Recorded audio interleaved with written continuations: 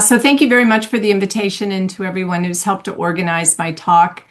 The title of my talk pretty much conveys, I think, my feelings about the situation. I do think that Hong Kong's judiciary is currently between a rock and a hard place. Probably some of the immigration judges in the US feel the same way, but I won't be talking about that today. It is a timely talk because there are people who are calling for sanctions against Hong Kong judges because they are so unhappy with the enforcement of the national security law, which came into force in the summer of 2020, and the local ordinance, the Safeguarding National Security Ordinance, which came into force in 2024.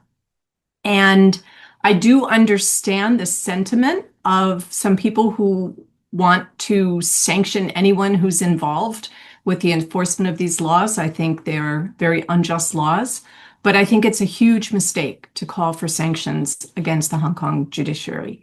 I actually feel quite strongly that the Hong Kong judiciary is, for the most part, doing its absolute best to try to retain the common law principles, the right to fair trial, and to mitigate, if possible, some of the harsher effects of the security laws.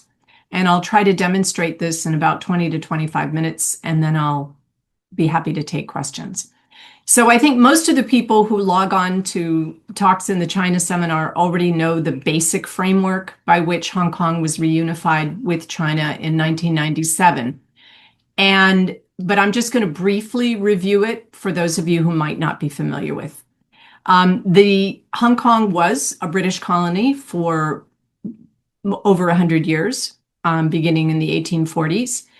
It was originally on the list of non-self-governing territories maintained by the United Nations. And that would create a legal presumption that at the end of the colonial period, the residents of Hong Kong would have the right to decide through a plebiscite on their future political status.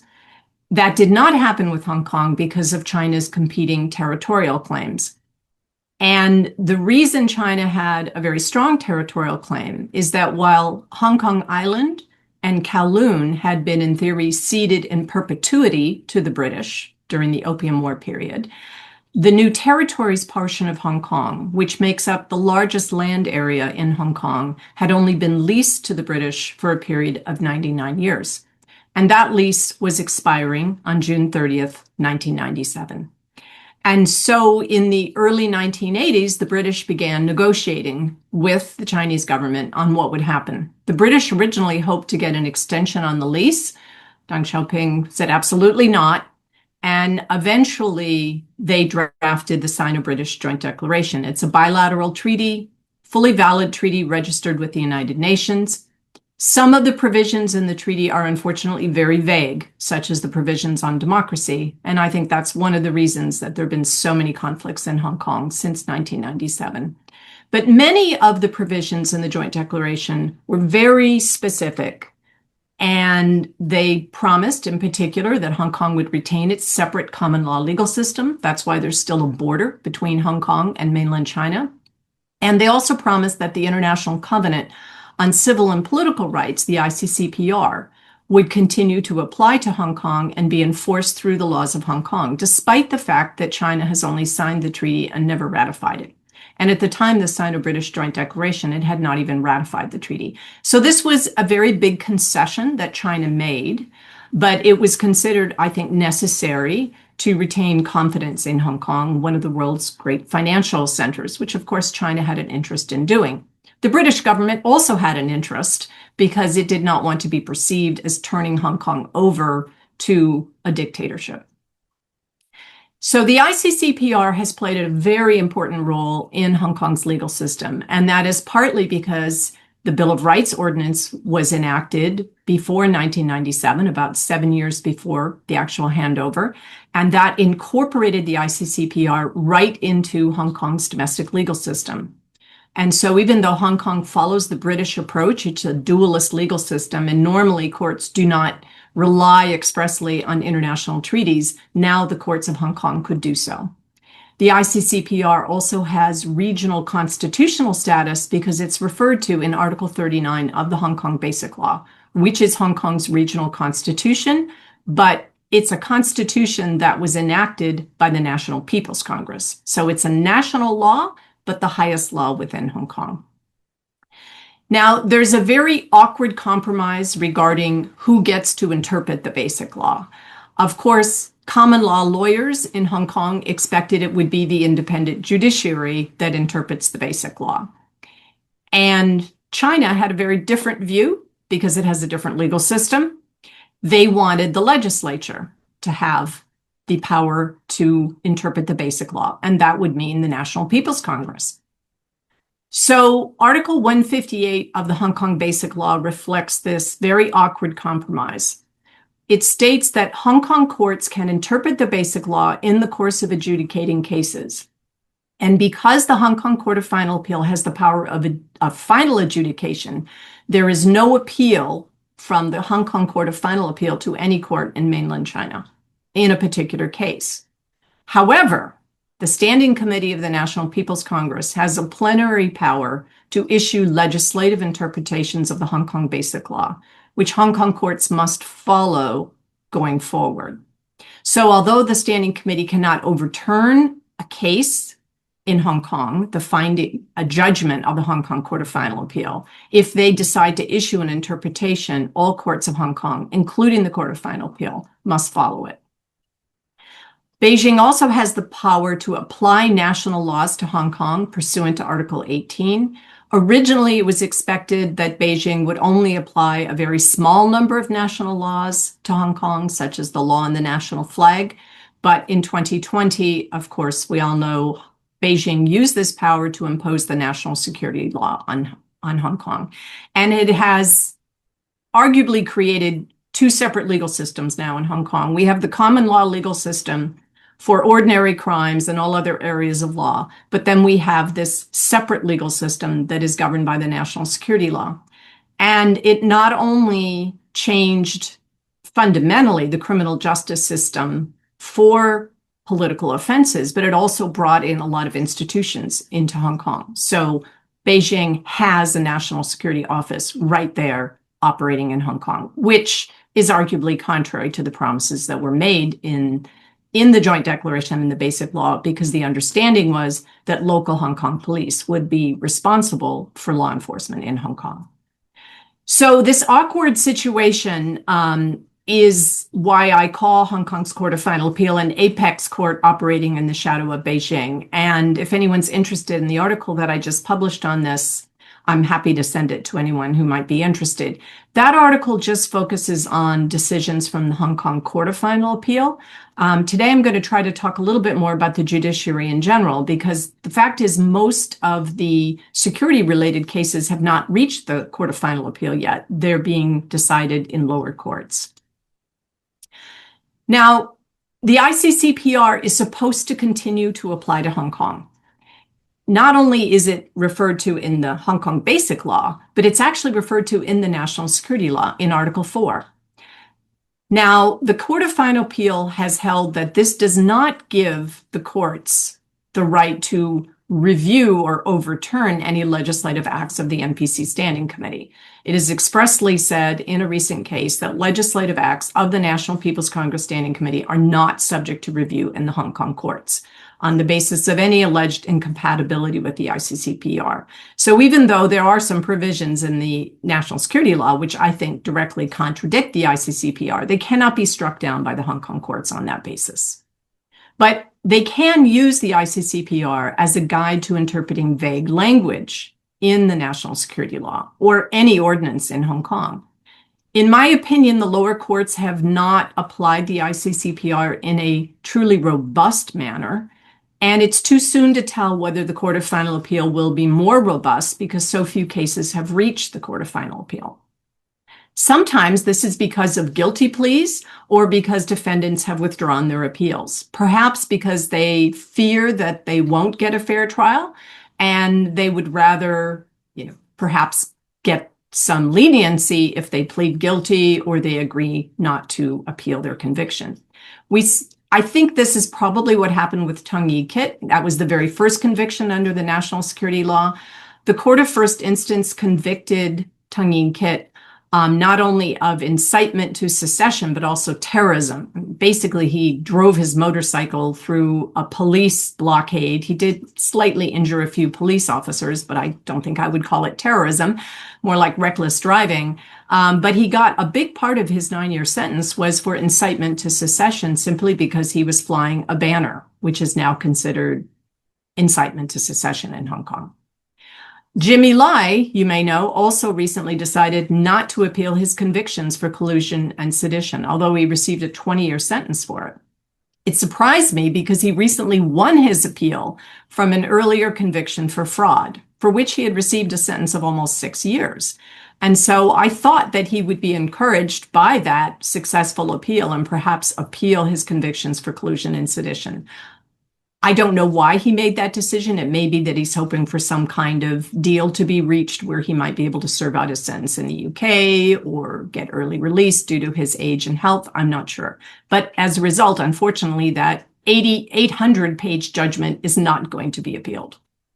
Most of the 47 Democrats who were convicted of conspiracy to commit subversion for the primary in the political primary, including Benny Tai, who planned the whole thing, actually pled guilty. And so although 16 of them did plead not guilty and 14 were convicted and there were 11 appeals were recently dismissed, I don't know whether it's going to go up to the Court of Final Appeal.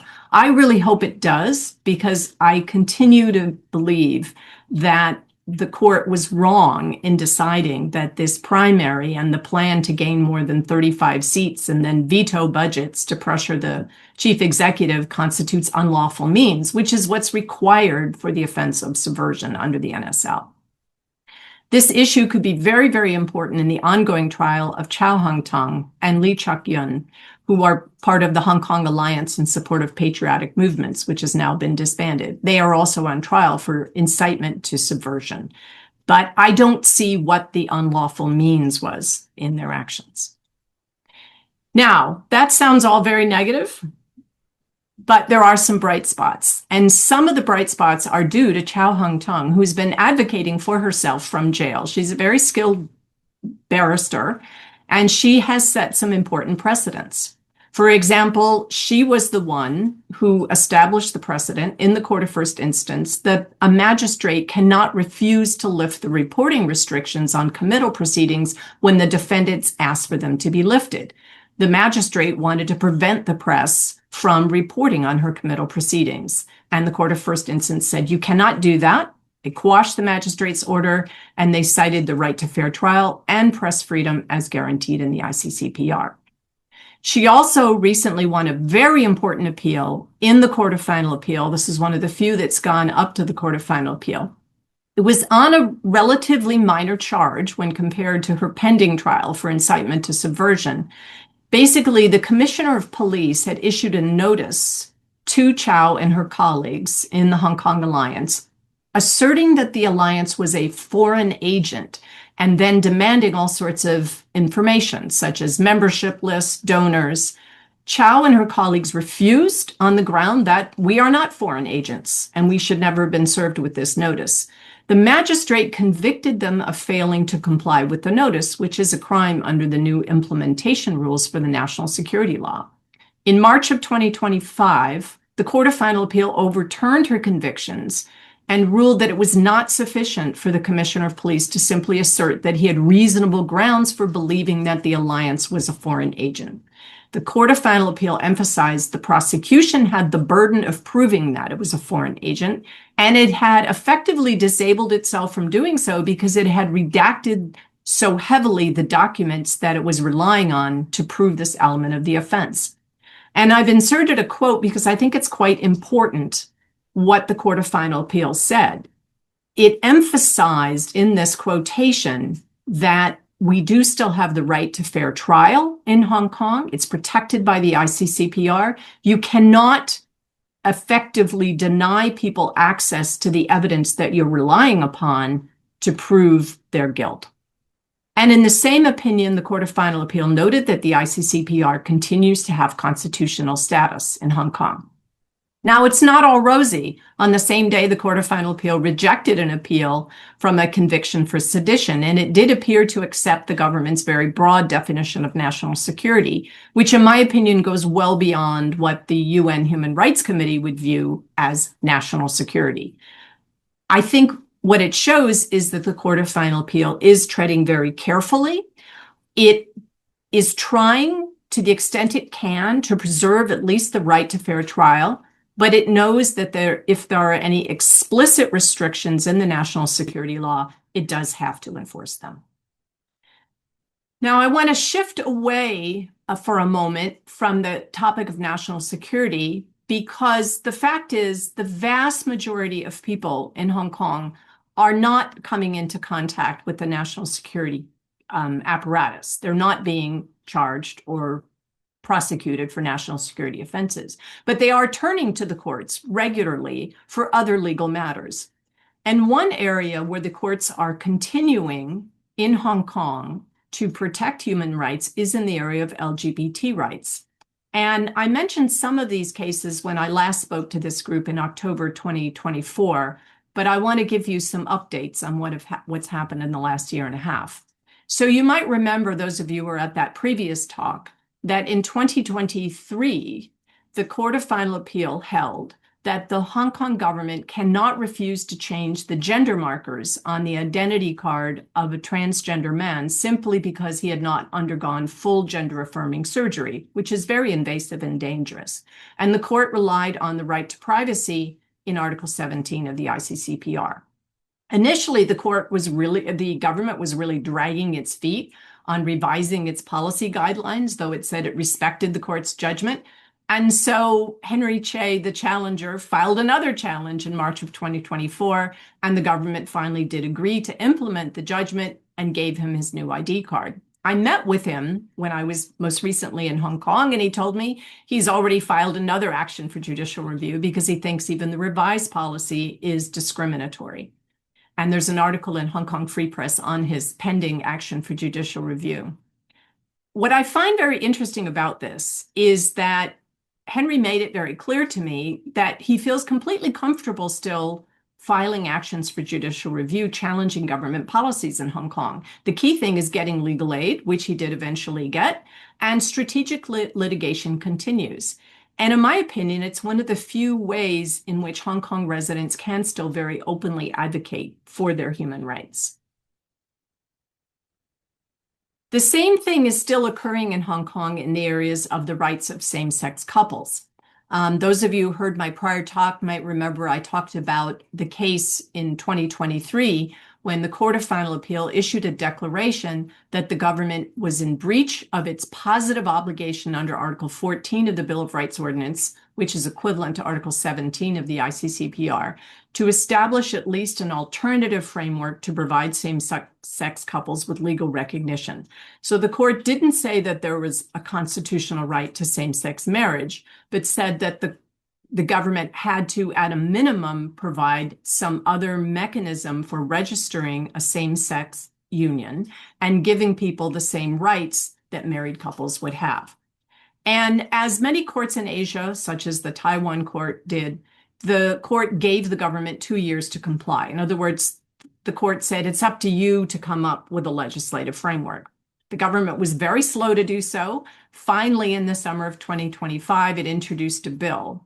In the view of my co-author, Kelly Loper, and I, we just published an article about this, it was the bare minimum to comply with the judgment, and arguably insufficient. Unfortunately, even that bare minimum was rejected by the new Legislative Council, which you may remember is now a Patriots-only Legislative Council. Most of the representatives of the democracy parties have been disqualified. I do think they would have passed the bill, but the Patriots-only legislature rejected it. But the government still has the legal obligation to implement the judgment. There's been some discussion they may do so through administrative means. Meanwhile, same-sex couples have continued to litigate on particular areas where they have suffered discrimination, and they are winning in the Hong Kong courts.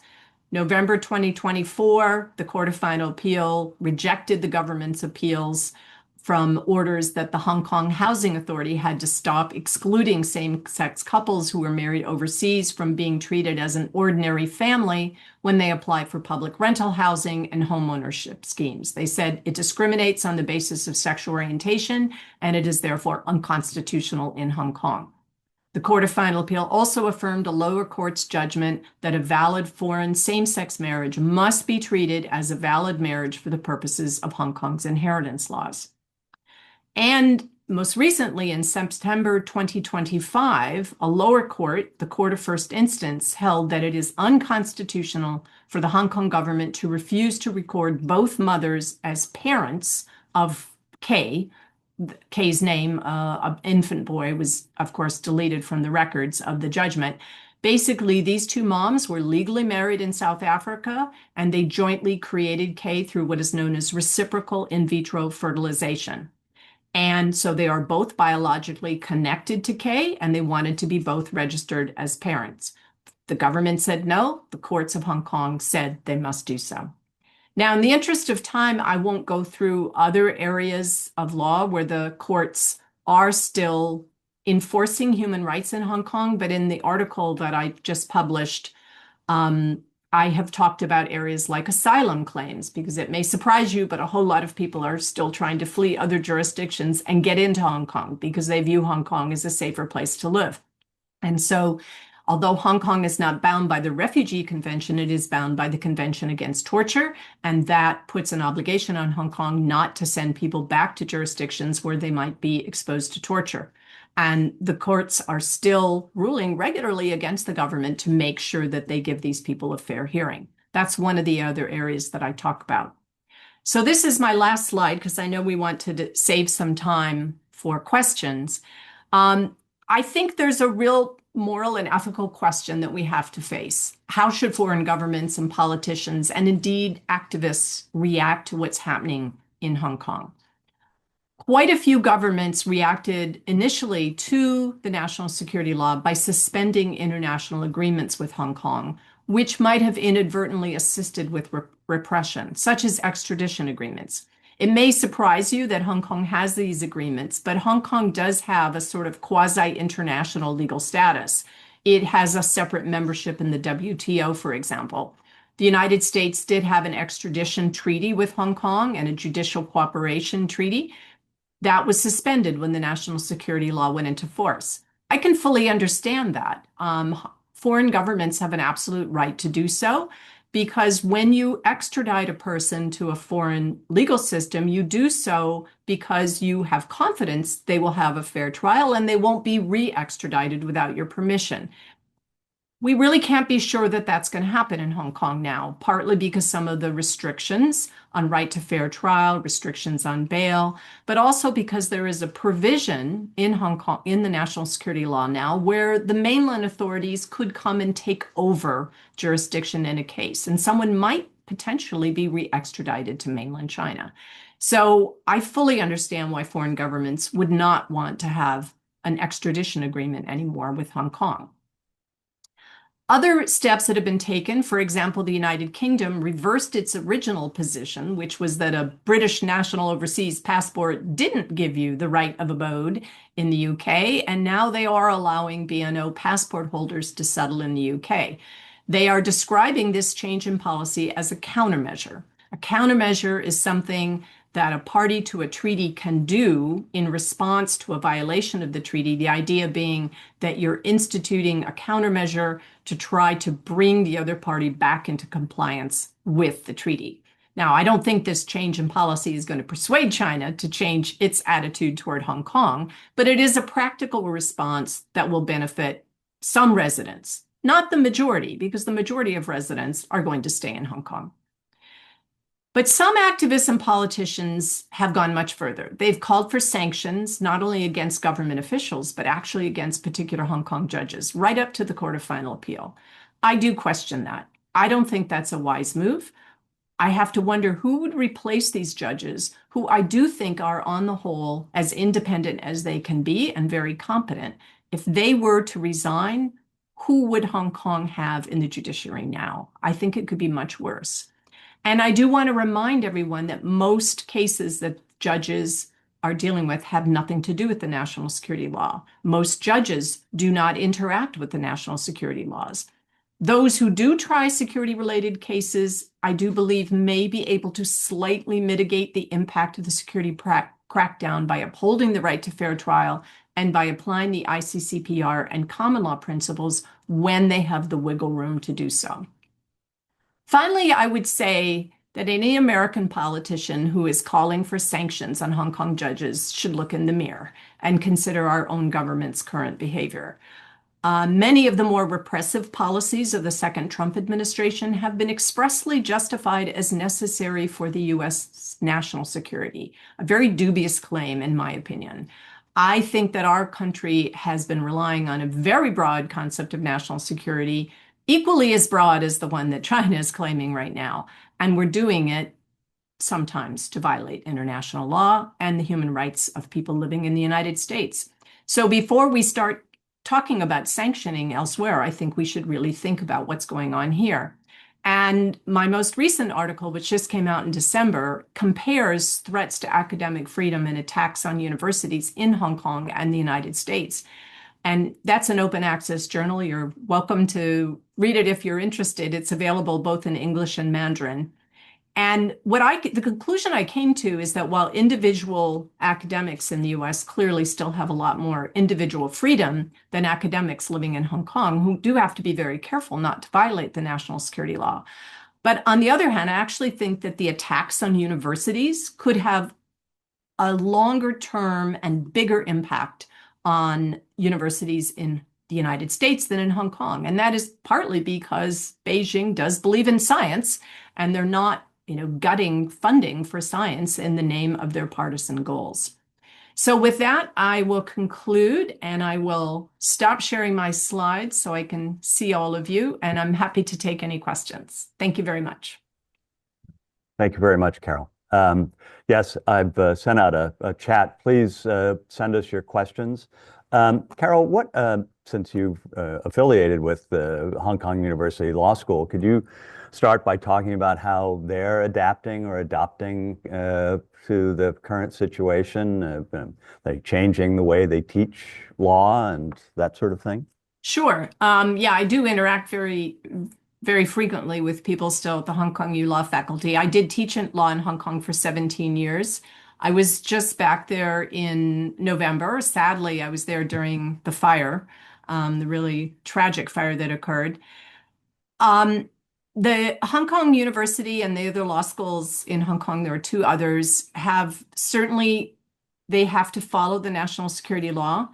The campuses do generally have to follow the national security law. In practical terms, what that means, the student union activities are gone. I mean, if you walk through campus, it is a very different campus. There are no student unions that are actively promoting democracy. There's no goddess of democracy. All the pro-democracy artwork is gone. It's a pretty sterile campus for someone who lived there from 1989 to 2006. On the other hand, if you walk into a conference, you will find all sorts of interesting, diverse views. So, for example, in December 2024, Hong Kong U hosted the Asian Constitutional Law Forum. And my co-author, Kelly Loper, and I were presenting a paper on LGBT rights in Hong Kong. We called it The Bright Spot in the Security Era. It's going to be a book chapter in a book that I'm co-editing with someone in Hong Kong on the national security law. And I was interested to see that there were papers from all over the world, many of them critical of the Hong Kong government and of what's been happening in Hong Kong. Many papers that presented views that I don't think the Chinese government would agree with. So there was a diversity of views. I'm sure that they were being careful. Everybody has to be careful. If you critique the Hong Kong government, you need to say, as I'll say right now, that I'm critiquing the government in the interest of suggesting positive reforms, things that the government could do better. I'm not trying to incite hatred against the Hong Kong government, and I'm really not.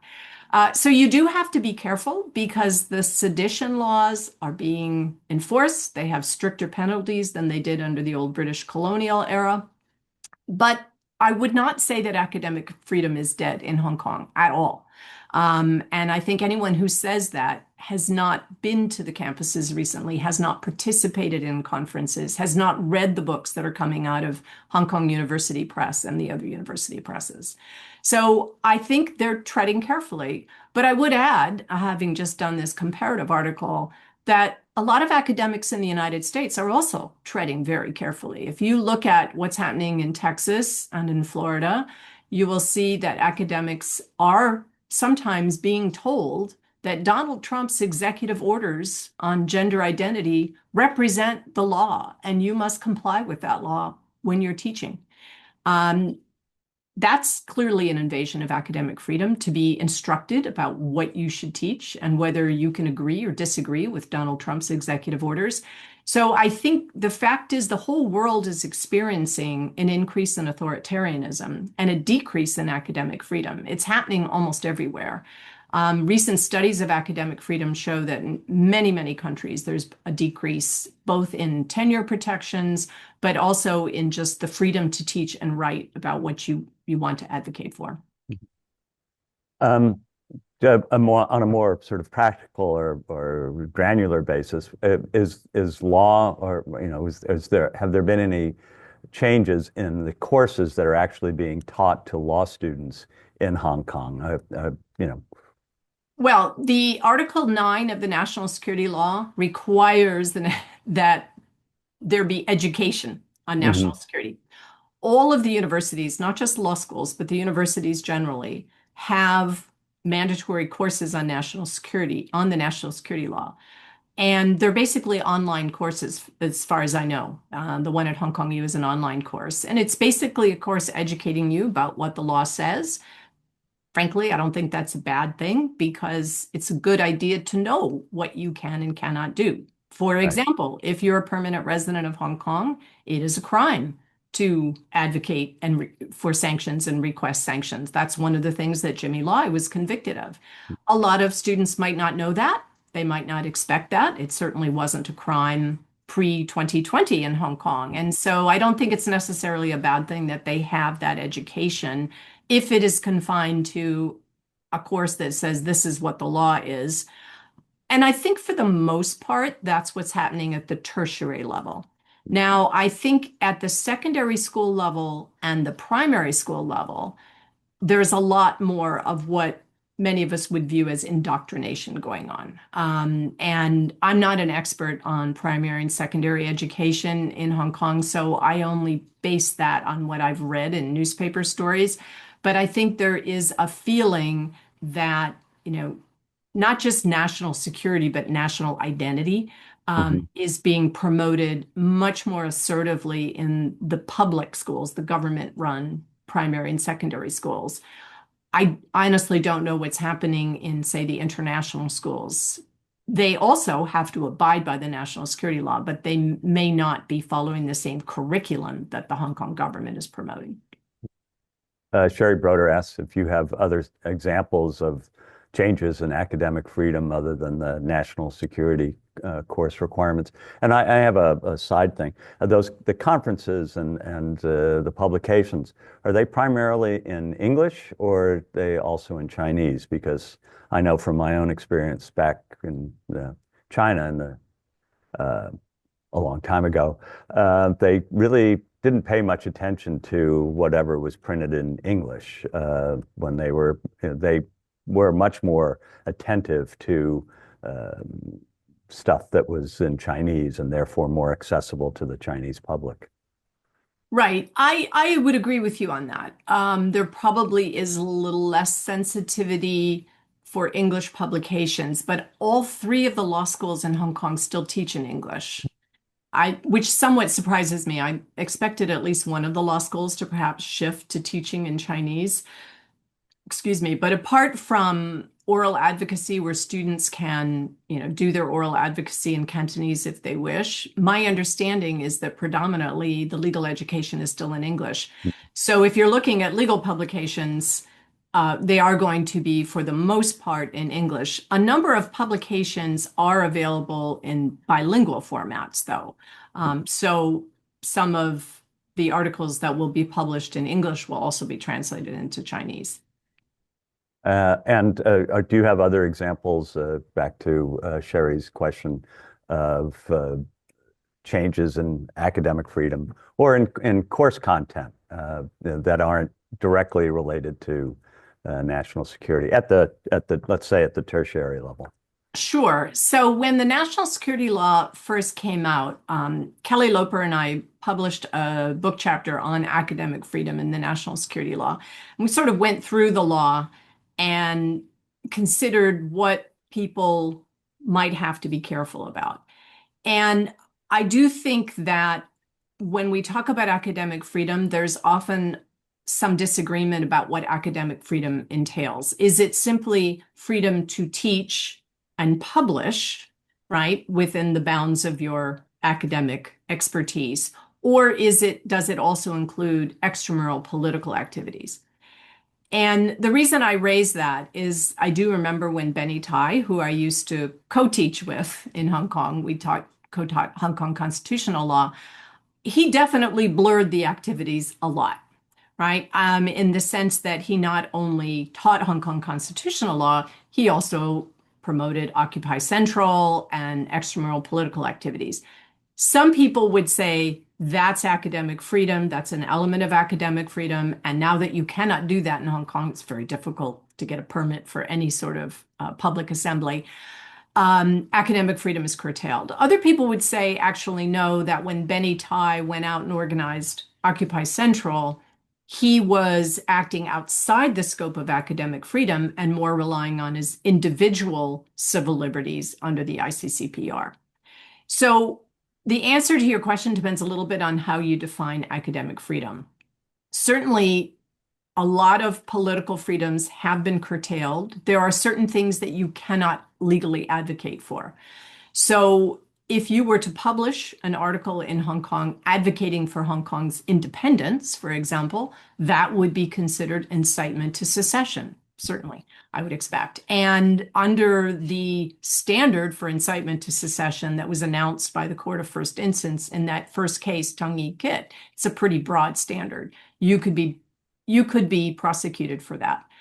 I think most academics in Hong Kong are smart enough not to do that. They're not going to publish an article that overtly calls for, or even covertly calls for independence. They know where the line is. Right. They know where the line is.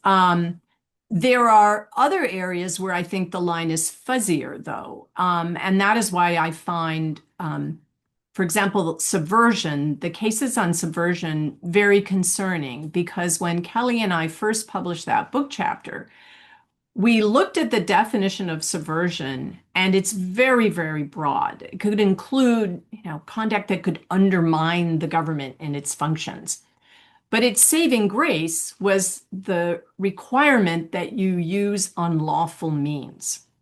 And so our assumption was that as long as an academic or a politician they were not engaging in something that was violent or some other criminal offense, that their behavior could not be considered subversive, right? However, the prosecution of the 47 Democrats, which included Benny Tai's sentence, raises a real question about the definition of unlawful means. We had assumed that it would only be criminal means.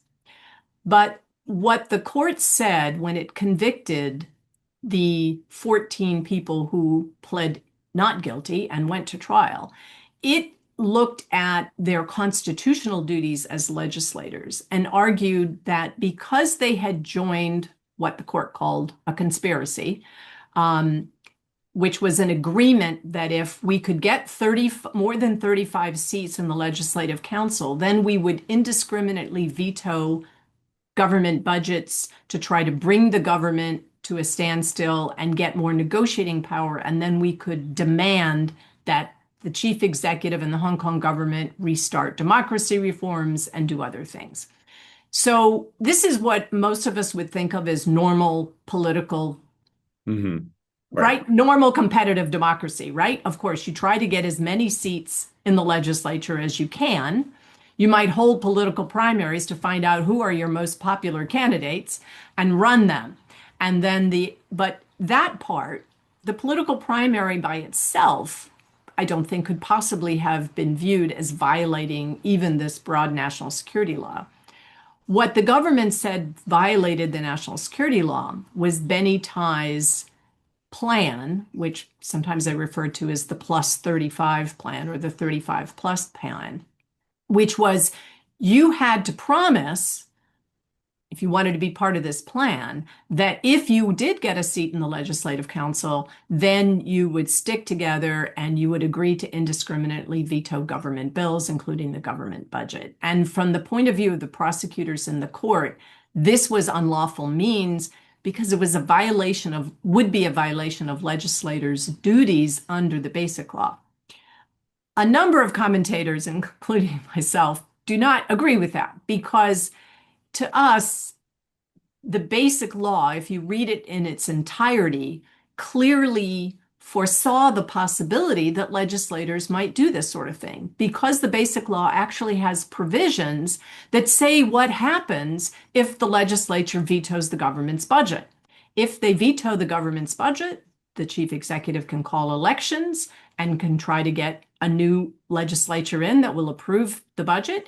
If the newly returned legislature does the same thing, then the chief executive is supposed to resign. Now, the chances of any of this happening in Hong Kong, even under the previous political system, were minuscule, right? I just don't think they ever would have been able to pull this off anyway. So in some ways, it was a very foolish plan by Benny Tai. But the point that commentators are making regarding the conviction is that to say that something was unlawful, even though the scenario is something that was provided for in the Basic Law, seems to be a really extreme definition of the Basic Law. So I don't see how their constitutional duties create criminal liability for what we would think of as normal political competitiveness, basically. So this is, to me, going to be one of the most interesting cases going forward. As I said, the vast majority of the 47 Democrats who were charged, including Benny Tai, pled guilty. In his mitigation statement, the lawyers for Benny Tai said he had an honest but mistaken view that this plan was lawful. So basically, he was saying in his guilty plea, I realize now that this violated the law. I think that's kind of unfortunate. I can understand why he may have felt the need to do that. No doubt, when you plead guilty, you do normally get a reduction in your sentence, and he was facing probably the longest sentence of the group as the ringleader. But on the other hand, it sort of undermines the arguments of those who believed his legal advice and thought it was lawful when they went forward. And now we've got a Court of Appeal judgment that was issued very recently upholding the conviction. I hope that those 11 appellees go on and appeal to the Court of Final Appeal, because I'm hopeful that the Court of Final Appeal might be more exacting in analyzing the elements of the offense of conspiracy to commit subversion, and also do more with the ICCPR. Because one of the problems I see with many of the cases is that sometimes the judges will give a cursory reference to the ICCPR, but it's often just to say, yes, the ICCPR is in Hong Kong, still applies in Hong Kong, but there's an exception for restrictions necessary to protect national security. That is true. If you read the ICCPR, Articles 19 on freedom of expression, Article 21 and 22 on freedom of assembly and association, they all allow governments to adopt restrictions that are necessary in a democratic society to protect national security. But I don't think the lower courts have done a great job yet of analyzing what that should mean. It seems to me that when the language in the national security law or in the 2024 Safeguarding National Security Ordinance is vague, and certainly the definition of a subversion is vague, then you should be able to use the ICCPR as guidance in interpreting what are the elements of the offense. And I feel particularly sorry for the 47 Democrats, partly because I think a lot of them did rely on Benny Tai's assurance that, don't worry, this is lawful. But also partly because this political primary occurred very soon after the national security law went into force. And the government did tell them they should not have the primary. But it was obviously a very confusing time, and nobody really understood how this law would be interpreted. Some people don't realize this, but the national security law was never circulated before it came into force. It was adopted by Beijing on June 30th, 2020, and it was brought into force about 11 p.m. that night. So people like Tung Ye-kit, who were riding around on his motorcycle with a banner that had been very common during the protests, probably had no idea that they were violating the law because they hadn't even had an opportunity to read it yet. We're going to have to close, but I did want to just sort of ask about the general atmosphere in the legal community in Hong Kong. Not, I mean, are law students still applying? I mean, do people still want, is this the sort of profession that, is it as popular as it used to be? Are people still interested? Are qualified people still interested in becoming judges? I mean, has there been a chilling effect, I guess? I mean, you've outlined a real sort of minefield of legal work, and it's yeah. So I think it depends on it depends very much on your field of expertise. I mean, as I mentioned, the vast majority of lawyers in Hong Kong aren't did by these offenses. I have a good friend who's a criminal law defense lawyer, and he's defending women who were duped by their boyfriends to put drugs in their suitcase and came in Hong Kong, right? He doesn't have any impact on the national security law. He still feels he's doing really good work by providing defenses for people. I know friends who are defending people in the national security laws. They're doing their very best to provide them with a good defense. I think that, and I know colleagues who are advocating for people in the LGBT community who feel I have an important role to play in Hong Kong. Of course, there's a sadness. I mean, Hong Kong is not the same place that it was. The vibrant civil society community that was there is very, very different. But there are a lot of organizations that are still doing good work. I have a friend who runs a storefront legal services place called Equal Justice. They don't do anything political. They provide free legal services to people who need them, and there are a lot of people who need them. My hope is that over time, maybe the Hong Kong government will learn to back down a little bit, because right now, one of the things that I find the most disturbing, it's not the decisions of the judiciary, even though I disagree with some of them, but what I find the most disturbing is the enthusiasm with which the Hong Kong prosecutors and police are enforcing this law, even going out and harassing the relatives of people who have left Hong Kong. I don't understand the point of that. Hong Kong is a completely quiet, apolitical place right now, right? There is absolutely no threat to national security in Hong Kong. So the Hong Kong officials could certainly back away a little bit. If they did so, there might be the possibility that people could adjust to this new reality and recognize Hong Kong could eventually become more of a softer authoritarian system, something more akin to Singapore, for example. There are a lot of wonderful things about Hong Kong. There are a lot of wonderful things about the Hong Kong legal system as well that are still there, that haven't been changed. I can't really offer an opinion about whether it's as popular a profession. I haven't done that research. I don't know. But there are a lot of good people who are still studying law in Hong Kong. Whether or not people still want to be in the judiciary is an interesting question. And that is one reason I question this campaign that I've started to see to sanction judges, because I just think that's counterproductive. I think some of the sanctions that are being called for would actually hurt the Hong Kong community as a whole.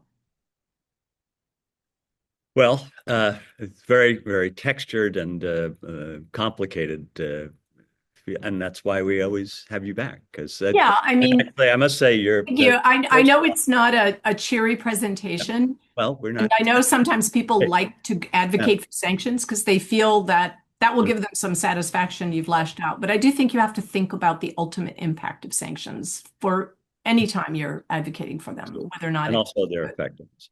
yeah, I yeah. do, your first slide was a terrific, summary of the underlying situation in terms of the legal background and everything, which I'm going to steal.